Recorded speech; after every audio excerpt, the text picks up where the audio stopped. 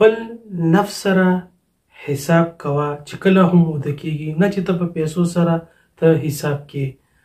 دا بیان ډېر قیمتي بیان دی، تر اخره پورې وګورئ او کمنټس کې لازمي مونږ ته ووایئ چې تاسو د خپل نفس سره څومره حساب کوئ چې کله تاسو وده کېږئ.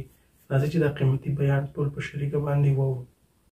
زما تاسو ته دا نصیحت دی، د ځان سره حساب وکړئ، د نن نه شروع کړئ، کښېنئ چې ستا اکاونټ څومره دی. اکاونټ کې بینک اکاونټ ته نه یم، ستا اکاونټ د نیکیانو څنګه دی او ستا اکاونټ د ګناهونو څومره دی. لږ نن پکې دا سوچ وکړئ. ته ځان سره کښېنه وایه د الله چې کوم حقوق دي په تا باندې دا دې پوره ادا کړي دي. تا باندې چې د بندګانو کوم حقوق دي هغې دې ادا کړي دي. ته د مانځه سره څنګه یې، ته د قرآن د تلاوت سره څنګه یې، ته آخري پیر کله جړېږي د الله د یارې نه. ته دین زده کې که نه زده کې. داسې نه چې پیغمبر هغه چا باره کې چې شکایت کوي ته په هغه خلکو ګنې که نه، قیامت په ورځ به دا کیس پیغمبر داخلوي د الله په در کې. وقال الرسول يا رب إن قوم اتخذوا هذا القرآن مهجورا. الله وی پیغمبر به د قیامت په ورځ د الله په در کې دا شکایت کوي چې ای الله زما قوم د دې قرآن نه هجرت کړی و. دا تپوس به وکړي چې ته داسې نه دي خلکو ګنې کوي، تلاوت خو به کوئ تاسو انشاءالله او ښه ډېر به یې کوئ. امید خو به ساتو تاسو باندې به ښه ګمان کوو، نور خو تاسو ته به د خپل ځان پته وي. ښه ګمان به د باندې وکړو، تلاوت به هم ښه ډېر کوئ او جراګانې هم ښه ډېرې کوئ، نفلي عبادات به هم ډېر کوئ. ځان سره کښېنه، د خپل نفس ته دا ووایه، وایه ای پلانیه، ځان ته ووایه وایه پلانیه، وایه هغه پلانی چې مړ شوی دی ته په هغه لار نه یې روان. ستا پلار مړ دی، ستا وایه ورور مړ شوی دی، ستا مور وایه مړه شوې ده، نیکونه دي مړه دي، قوم مشران دي ټول مړه دي. هغه پلانی مالداره خاورو کې دی، هغه پلانی نسبي زورور په خاورو کې دی، هغه پلانی علم د خاورو لاندې دی، هغه پلانی بېدینه د خاورو لاندې دی، هغه دینداره د خاورو لاندې دی، هغه ماشوم د خاورو لاندې دی، هغه تور او سپین د خاورو لاندې دی، هغه باچایان د خاورو لاندې دي. ولې ته وپاتې کېږي؟ خپل نفس ته دا ووایه او دا ورته هم ووایه، وایه تا له حیا نه درځي؟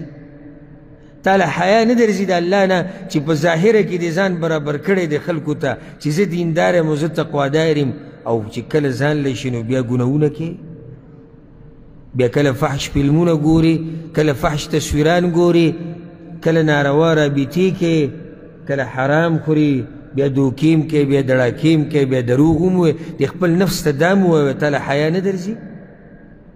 تا له شرم نه درځي د الله نه چې د خلکو په مخ کې دې ځان تقوادار کړی دی او سبحان الله والله اکبر او لا اله الا الله ورد د خلکو په مخ کې کوي، تسبیح دې په لاس کې دی، او چې کله یوازې شي نو بیا دې حال صحیح. ووایه دې خپل نفس ته، وایه نور بس دی، راوځه د دنیا نه، د دنیا سره د محبت نه د الله طرف ته او د الله سره د محبت طرف ته. مخکې له دې نه چې الله ته ودرېږئ او الله د سره حساب وکړي، او هغه الله چې هغه ستا د ذرې ذرې نه خبر دی. دا بیان به ختم کو په یو څو ایتونو سره چې د ایمانونه زمونږ تازه شي، دا ډېر شي، د غفلت نه راپاسو، را بیدار شو. د کوم الله سره ستا ملاقات دی دا واوره. هغه الله سره ملاقات دی چې ته د هغه نه څه پټولی نه شي، نو مخکې ته د ځان سره حساب وکړه چې ته هغه سره په څه د کومو کارونو سره ته هغه الله ته مخامخ کېږي.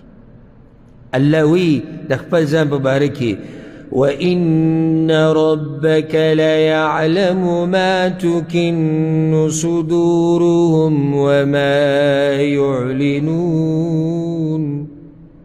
او ستا رب پوهه دی په هغه څه باندې چې د خلکو په سینو کې پراته دي او څه دوی راښکاره کوي. نو دې رب سره ستا ملاقات ته نور ستا مرضي ده. ښه پوه روپۍ او ډالر او په ریال کې داسې فرق کوي چې ته پوه سې مه کوه. بلکې په ریال او ریال کې هم فرق کوي چې دا پکې اصلي دی او دا پکې نقلي دی، په روپیو په روپۍ کې هم فرق کوي، ښه په مزدورۍ او په هر څه پوهېږي. دلته هسې دا بعض د ځان نه قمقلان جوړ کړي بیا دین په باب کې. د دې الله سره د ملاقات چې الله وایي سورت غافر کې يعلم خائنة الأعين وما تخفي الصدور. الله د سترګو په خیانت باندې هم پوهېږي او الله پوهېږي په هغه خبرو باندې چې په سینو کې دننه دي. لقمان حکیم خپل زوی ته ناشنا خبره کړې وه، الله را نقل کړې ده په صورت لقمان کې. څه یې ورته ویلي وو؟ یا بني انها ان تک مثقال حبة من خردل. ای زویه وایي که د شړشمو د دانې امره ښه دي کړي یا دي بد کړي، د شړشمو د دانې امره ښه دي کړي دي یا دي بد کړي دي، فتكن في صخرة أو في السماوات أو في الأرض. أو بیا دا ښه ګوره وګو ته کښېدې ښه په توجه سره، ښه دې کړي دي شړشمو دانې امره یا ګناه دې کړي دی شړشمو دانې امره، او هغه ګناه بیا په یو کاڼي کې دننه پټه شوې ده یا په اسمانونو کې ده یا د ځمکې په هر ګوټ کې چې ده، یأتي بها الله. قیامت په ورځ به الله دا عمل راښکاره کوي ستا ته. الله په قرآن کې دا وایي سورت بني اسرائیل کې وکل انسان الزمناه طائره فی عنقه. هر انسان په سټ کې الله وایي ما عملنامه اچولې ده. معنی دا حدیث نه چې سټ کې زموږ عملنامه پرته ده، معنی چې خلاصۍ ترې نشتي. یعنی خلک وایي که نه وایي دا شی سټ ته واچوه، سټ ته واچوه چې یعنې هر وخت د سره هر وخت د سره وي. دا داسې عملنامه ده چې دې نه ته خلاصېدی نه شي، څه چې کې په هغې کې لیکلی کېږي. او خبره صرف په دې چې ختمه نه شوه چې څه کې هغه لیکلی کېږي. الله وایي ونخرج له يوم القيامة كتابا يلقاه منشورا. او قیامت پر ورځ الله وایي دقه عملنامه به ورته دقه شان مخامخ کېدم ښه کولا او خوره وره به ورته پرته وي، څه چې دې کړي دي هغه یې نه، او څه چې کري هغه به بیا الله چا سره ظلم نه کوي. دومره عدل والا باچا دی چې دې انسان ته به څه وایي اقرأ کتابک کفا بنفسک اليوم علیک حسیبا. دا کتاب په خپله ولوله او په خپله د خپل ځان سره حساب وکړه چې ته د جنت حقدار یې که ته د جهنم حقدار یې. دا حساب چې په آخرت کې کې دا نن وکړه. مقصد زما د خبرې ټول دقه چې ته په آخرت کې بیا دا ګورې عملنامه کې چې زه د جنت حقدار یم که زه جهنم، ته نن دا حساب وکړه چې ته د جنت حقدار یې که ته د جهنم حقدار یې. دا ستا د کارونه دي لایق دي چې تا جنت ته بوځي؟ دا سته چې په کومه لار روانې آخره خاتمه به ستا په ایمان کېږي که آخره خاتمه به ستا په کفر کېږي که په نفاق به کېږي که په څه به کېږي، چې ته دا سوچ دې کړی؟